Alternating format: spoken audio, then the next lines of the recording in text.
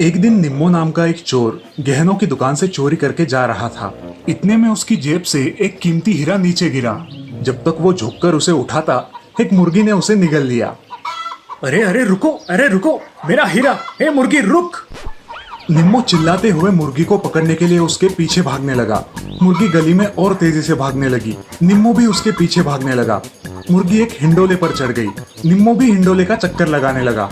जब वो थककर एक जगह रुक गया, तब मुर्गी घूमते घूमते उसके पास आई।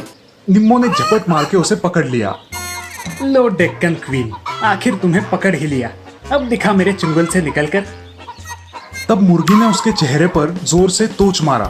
निम्मो जोर से चिल्लाया और मुर्गी उसके हाथों से छूटकर भाग गई। ओए ओए, ओ तेरी! मुर्गी के तोच मारने के बावजूद भी निम्मो ने हार नहीं मानी। वो फिर से मुर्गी के पीछे भागा और मुर्गी उछलकर एक ऑटो पर जा बैठी। ऑटो स्टार्ट होकर वहां से निकल पड़ी। हैं? ये ऑटो कैसे शुरू हो गई? अब क्या करूं? ओह, साइकिल! निम्मो तुरंत वहां खड़ी एक साइकिल पर चढ़कर उसका पीछा करने लगा। उसने तेजी से साइकिल चला के उस ऑटो को पकड़ा। तभी उस ऑटो पर बैठे एक कुत्ते ने निम्मो के हाथ को जोर से काट लिया। अयो, अरे रे! चिल्लाते हुए निम्मो ने कैसे तैसे अपना हाथ छुड़ा लिया। वो ऑटो एक चिकन शॉप पर जा रुकी। निम्मो भी साइकिल पर जाकर वहां उतरा। उस चिकन शॉप का मालिक मुर्गी को देखकर कहने लगा, अरे कहाँ घूम कर आई हो मेरी डेक्कन क्वीन? तुम्हें सवेरे से ढूंढ रहा हूँ। ये कहकर उसने मुर्गी को पकड़ा और उसे अपने गोडाउन में डाल दिया। निम्मो ने चुपके से जाकर गोडाउन की खिड़की से झांक कर देखा। वहां बहुत सारी मुर्गियां थी। हे भगवान, अब इसमें से हीरा निकलने वाली मुर्गी कौन सी है? निम्मो परेशान हो जाता है। इतने में वो मालिक गोडाउन को बंद करके वहां से चला गया। अगले दिन निम्मो उसकी प्रतीक्षा कर रहा था कि कब वो चिकन का गोडाउन खोलेंगे। मालिक ने शाम को दुकान खोला। निम्मो तिलमिलाता हुआ वहां आया। ये क्या, आपने सुबह से दुकान क्यों नहीं खोला? अरे भाई, ये मेरे लिए पार्ट टाइम बिजनेस है। मैं ऑफिस से लौट के शाम को सिर्फ 1 घंटे के लिए दुकान खोलता हूँ। जितनी मुर्गी बिक जाए उतना बेचता हूँ। इतने में वहां एक आदमी मुर्गी खरीदने आया। भाई साहब, एक अच्छी वाली मुर्गी देना। हाँ, 5 मिनट रुकिए। मालिक ने एक मुर्गी को पकड़ा और तभी निम्मो के मन में विचार आया। ओह, अगर ये मेरी हीरे वाली मुर्गी होगी तो? ये सोचकर निम्मो उस मुर्गी को खरीद लेता है। ऐसे ही एक एक करके निम्मो सारी मुर्गियां खरीदता है और उन्हें कटवाता है, लेकिन उसे उसका हीरा नहीं मिलता।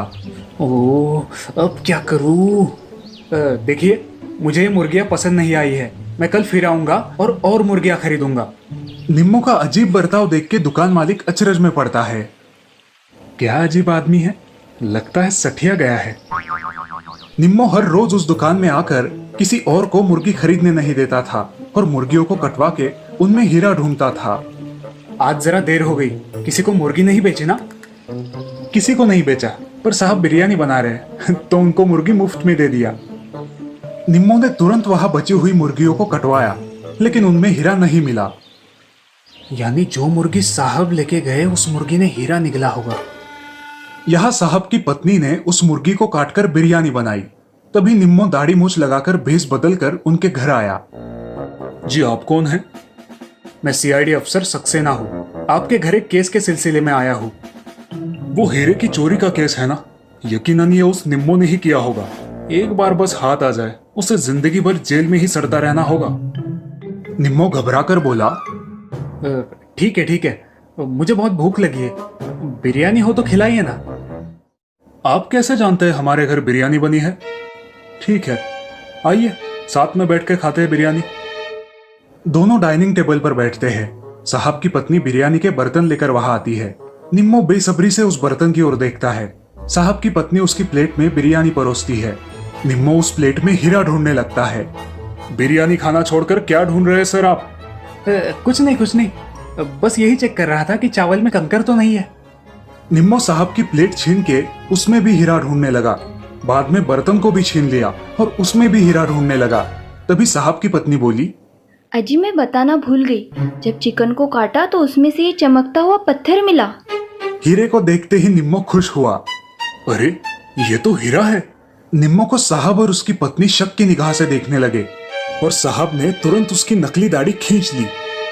क्यों रे कमीने, तो तुम्हारे चुराए हुए हीरे को इस मुर्गी ने निकला था और इसे हासिल करने सीधे इधर चले आए, लेकिन उस मुर्गी ने पकड़वाया है तुम्हें। अब चलो जेल की हवा खाओ। और इस प्रकार साहब ने निम्मो को पकड़ लिया और जेल में डाल दिया।